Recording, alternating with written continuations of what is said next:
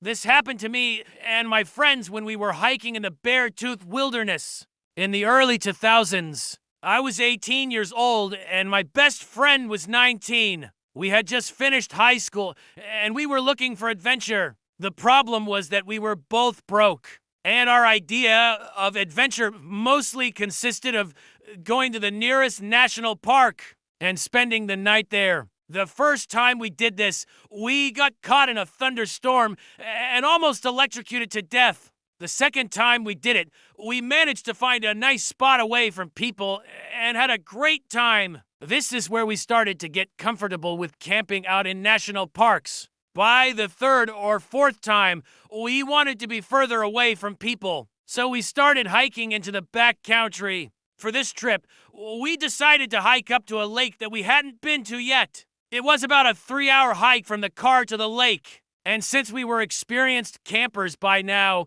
we figured that we could do this no problem. We packed up our stuff, grabbed our headlamps, and hit the trail after dark. It was a cold winter night, and the forest was silent except for the crunch of our boots on the snow. We followed the trail, stopping every once in a while to catch our breath because it was a lot harder to hike in the snow than we thought. It took us longer than expected, but eventually we heard the sound of running water and knew that we were close to the lake. Then we finally saw it, a beautiful frozen lake surrounded by snow-covered trees. We walked around the lake, checking out the ice formations and talking about how cool it would be to spend the night here. There were no trees near the lake that we could hang our bear bag from, so we decided to pitch our tent on the ice and just hope for the best. We set up camp, ate some dinner, and then retreated into our tent to wait out the cold.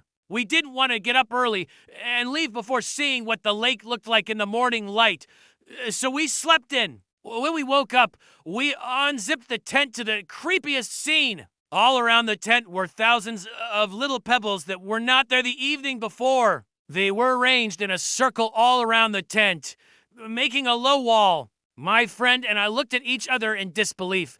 Then we started to panic. We unzipped the tent and ran to the car, practically tripping over each other as we raced through the forest.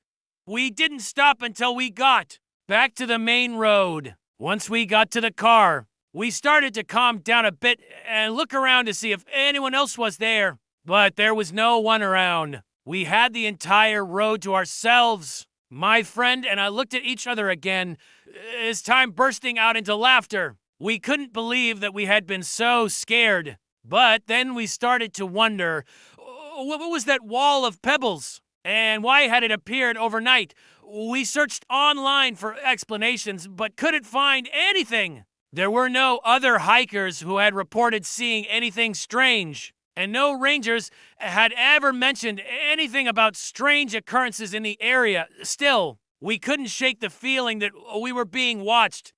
From that day forward, we never hiked in the national park after dark again. That experience was enough to put us off camping out in the middle of nowhere. Now, though, I'm not afraid to admit that there are times when I miss those carefree days of exploring the wilderness with my best friend. I miss sitting around the campfire, sharing stories and laughing until our sides hurt. I miss waking up in the morning and watching the sunrise over the mountains. As much as I love camping now, though, there are some places that I will never go alone, and some things that I will never do. If you enjoyed this story, please remember to subscribe. Now it's time for another terrifying tale from Reddit. Okay, let's keep going with this next creepy campfire story. I was backpacking in the Beartooth Wilderness in the early 2000s. I was 19 and it was well below freezing at night.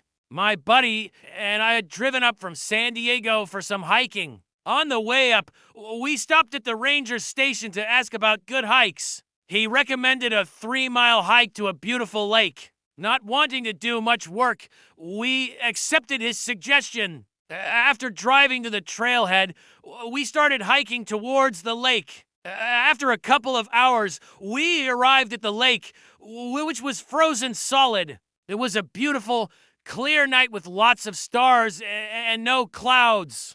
Since the ground was frozen, we pitched our tent on top of the snow. After getting everything set up, we built a small fire and went to sleep. In the middle of the night, I was awoken by what sounded like screams in the forest. Big, guttural screams, obviously. I was freaked out sitting in the tent not knowing what was out there. Then I started hearing what sounded like hail for about 15 minutes, followed by heavy footsteps. Near our tent, of course, my mind started to race.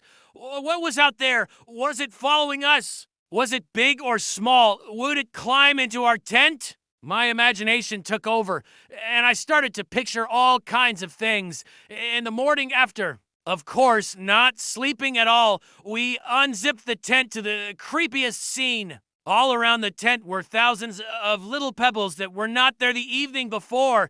They were arranged in a circle all around the tent, making a low wall. Not knowing what else to expect, we quickly packed up our stuff and started to walk away from the tent. We didn't stop until we got back to the main road. Later, when we told the ranger about the experience, he said that it was the perfect place for Bigfoot sightings. Needless to say, we didn't stick around to find out. If you like this story, then check out my podcast. Thanks for listening. See you next time.